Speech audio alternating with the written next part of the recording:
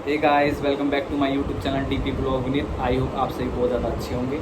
तो गाइस, जैसे कि नॉर्मल जैसे मैं बताता हूँ, हर बात पे किसी ना किसी टॉपिक पे वीडियो बनाता रहता हूँ। तो मेरे पास कमेंट यही आ रहे थे कि सर अपनी अब 90 डेज़ बचे हैं, तो 90 डेज़ में स्ट्रेटेजी क्या होनी चाहिए जो इसके एग्ज़ाम को फेस करने के लिए, एग्ज़ाम को कंप्लीट करने के लिए। तो उसी पर्पज़ से मैं आज ये वीडियो लेके आया हूँ कि एग्ज़ाम कैसे फेस किया जा सकता है, मेरी क्या स्ट्रेटेजी थी 90 डेज़ में। तो वो मैं आज आपके सबके साथ शेयर करना चाहता हूँ, और आपको अब क्या करना है 90 डेज़ में, इस चर्चा इस टॉपिक पर हम बात करेंगे आज। तो देखो, अगर मैं अपनी बात करूँ स्ट्रेटेजी की, तो जब 90 डेज़ बचे थे मेरे, जो लास्ट 3 मंथ जो होते हैं ना, ये सबसे गोल्डन मंथ होते हैं। इसमें अगर किसी बच्चे ने अगर सही से मेहनत कर ली ना, अगर जोर लगा के जोश लगा के पढ़ लिया बंदा, तो मैं गारंटी के साथ बोल रहा हूँ वो बंदा निकल जाएगा आराम से। तो मैंने क्या किया था, मैंने लाइब्रेरी ज्वाइन की थी। लाइब्रेरी ज्वाइन करने के सबसे पहले मैंने लाइब्रेरी यही की थी, 4-5 महीने ज्वाइन की थी। तो लास्ट 3 मंथ में तो मैंने कुछ देखा ही नहीं घर की तरफ। सुबह जाता था मैं 8 बजे, रात को मैं 8 बजे आता था। तो ये लास्ट 3 मंथ अगर आपको फॉलो करने तो कर सकते हो ऐसे। तो अभी देखो, जैसे सबको पता है कि जैसे 4 सब्जेक्ट आते हैं, जीके आती है, मैथ आती है, रीजनिंग आती है, कंप्यूटर आती है। तो कंप्यूटर को फिलहाल के लिए अलग कर दो, बिल्कुल अलग रख दो फिलहाल कुछ टाइम के लिए। कंप्यूटर को मत छोड़ो। अगर मुझे मान रहे हो, मेरी बातों को फॉलो कर रहे हो, तो कंप्यूटर को बिल्कुल अलग कर दो। अब बचा क्या, जीके बची, रीजनिंग बची और मैथ बची। मैथ आती है सिर्फ 15 नंबर की। मैथ के लिए मैं बता दूँ, आपको अर्थमेटिक फॉलो करना पड़ेगा। अर्थमेटिक ही आपको मैथ में कंप्लीट करा देगा। अर्थमेटिक आपको मैथ में ले जाएगा आराम से। कहीं आप सोच रहे हो कि एडवांस में ये भी कर लूँ वो भी कर लूँ, एडवांस का मैं बताऊंगा कि क्या क्या करना है। अर्थमेटिक को घोट के पी जाओ। अर्थमेटिक में आपके जैसे नॉर्मल ये हो गया, टाइम एंड वर्क हो गया, आपका परसेंटेज हो गया, लाभ हानि हो गया, प्रॉफिट एंड लॉस हो गया, रेशियो प्रोपोर्शन हो गया आपका। उसके अलावा आपका ये ट्रेन एंड स्पीड डिस्टेंस हो गया। उसके अलावा आपका जो मतलब ये सारे जितने भी टर्म कंप्लीट है। और नंबर सिस्टम से 2 क्वेश्चन जरूर टपकेंगे, याद रखना। और एक मेंसुरेशन का क्वेश्चन मतलब क्षेत्रमति, जिसमें जैसे आयत वगैरह की। मेंसुरेशन में आपको सिर्फ 2D करना है, 3D करने की कोई ज़रूरत नहीं है। इसमें 2D करना है, जैसे आपका रेक्टेंगल हो गया, आपका स्क्वायर हो गया, आपका सर्कल हो गया, इनसे रिलेटेड। ठीक है, 3D करने की कोई ज़रूरत नहीं है। अगर कोई बंदा 3D कर रहा है तो मैं ये मानता हूँ वो अपना टाइम वेस्ट करता है अपनी टाइप स्टडी पर। ठीक है, तो मैथ के लिए मैंने आपको बता दिया। मैथ के लिए फिलहाल आपको अर्थमेटिक बोर्ड के पीछे जाना है लास्ट के 3 महीने में। और आपको सिर्फ एडवांस में एक तो आपको 2D मेंसुरेशन करना है, और उसके अलावा आपको एक क्वेश्चन जो टपक सकता है, वो मुझे डर लग रहा है कि अलजेब्रा का आ सकता है। अलजेब्रा का क्वेश्चन आ सकता है, एक कोई भी बहुत आसान क्वेश्चन आएगा वैसे तो, पर फिर भी अलजेब्रा की बेसिक नॉलेज रखनी है। उसके अलावा मैथ को कर दो। मैथ के लिए आप अगर अभी फिलहाल किसी टीचर को फॉलो कर रहे हो तो अंकित भाटी का मैथ ट्राई कर सकते हो। अगर दिल्ली पुलिस की तैयारी कर रहे हो, अंकित भाटी का मैथ अच्छा है, ठीक है, समझ में आ जाएगा। और उसके अलावा किसी को लगता है कि हाई लेवल, तो राकेश यादव को फॉलो कर सकता है, क्योंकि मैंने लास्ट 3 मंथ पे राकेश यादव को फॉलो किया था। काफ़ी अच्छे से पढ़ाता है, उसका बैच आप ज्वाइन कर सकते हो। उसकी बुक भी आती है, उसकी क्लास नोट्स भी आते हैं, सब कुछ आते हैं। तो उनके हेल्प से आप मैथ क्रैक कर लोगे आराम से।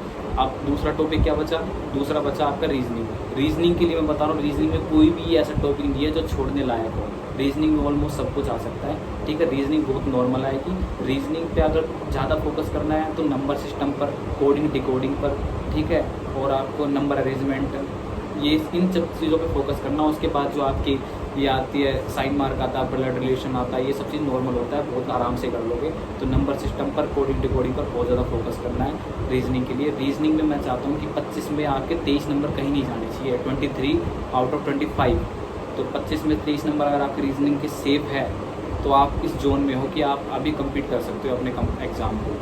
तो रीजनिंग के लिए मैं बता रहा हूँ, रीजनिंग के लिए कुछ भी छोड़ना है। लास्ट 3 मंथ में रीजनिंग को घोट के पी जाओ।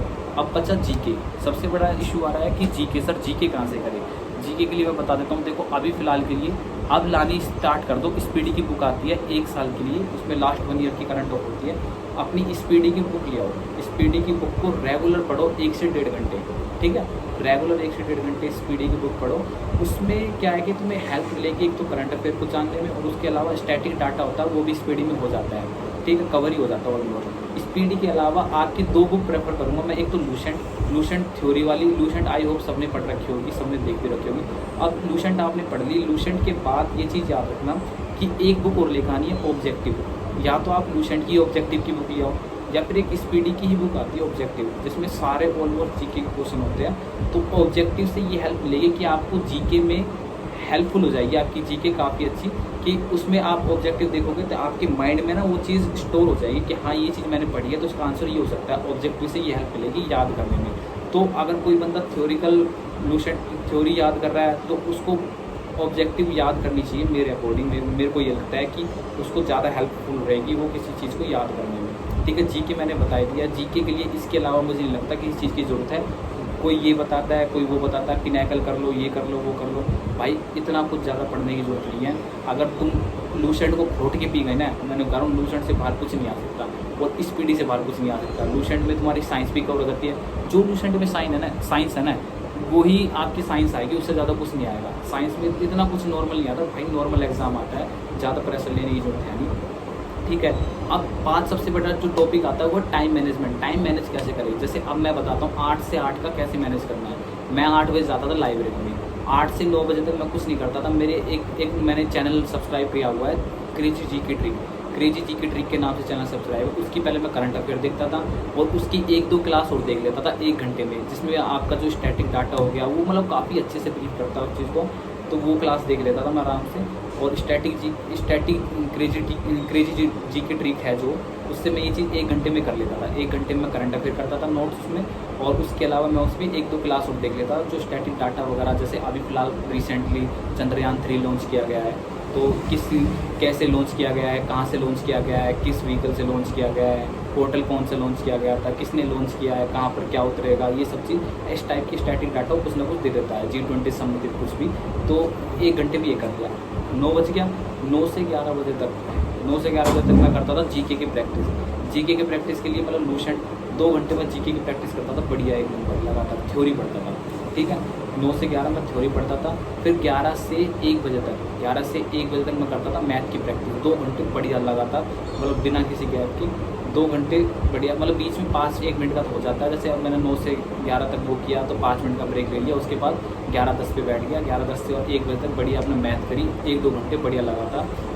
और उसमें मतलब हर चीज़ मैथ में सब चीज़ कर लिया। 2 घंटे बहुत है, अगर डेली दिन में 2 घंटे दे रहे हो मैथ को तो इनफ है। 1 से 2 बजे तक का मैं रेस्ट करता था, बढ़िया लंच वगैरह करके थोड़ा सा रेस्ट कर लेता था। फिर 2 से 4 बजे तक 2 घंटे फिर मैं रीजनिंग करता था बढ़िया। रीजनिंग में मैं 2 घंटे में ऐसे नहीं करता था कि एक दिन में एक टॉपिक ही करना, एक दिन में कम से कम 3 टॉपिक करो। एक टॉपिक के बेसिक से 4 से 5 क्वेश्चन करो, लेकिन 3 टॉपिक करो 2 घंटे में। 2 घंटे में 3 टॉपिक कम, जैसे ब्लड रिलेशन कर लिया, कोडिंग डिकोडिंग कर लिया, नंबर सिस्टम कर लिया, ऐसे करो एक दिन में करो। लेकिन बेशक उस टॉपिक के 4 से 5 या 10 क्वेश्चन करो एक दिन में, लेकिन 2 या 3 टॉपिक करो, अगले दिन फिर कर लो उसी टॉपिक को, अगले नेक्स्ट क्वेश्चन जो होते हैं वो कर लो। रीजनिंग ये होगी 4 तक हो गया। अब 4 से जो 6 बजे तक होता है, उसके बाद लगाओ टेस्ट बढ़िया सा। ऑब्जेक्टिव वाली जो बुक बताई थी मैंने इसलिए बताई थी कि 4 से 6 बजे तक अपना टेस्ट लगाओ, बढ़िया 1 नंबर ऑब्जेक्टिव बुक लिखो, ना कुछ देखो ना किसी चीज़ की हेल्प लो। ऑब्जेक्टिव से अपना पेंसिल ले लो और ऑब्जेक्टिव से जो तुमने आज ट्यूशन में पढ़ा था उस टॉपिक से रिलेटेड ऑब्जेक्टिव क्वेश्चन लगाओ। ठीक है, अब ये हो गया 6 बजे तक। 6 से 8 बजे 2 घंटे तुम्हारे पास अभी बचे हुए हैं। ठीक है, 2 घंटे ये हो गया।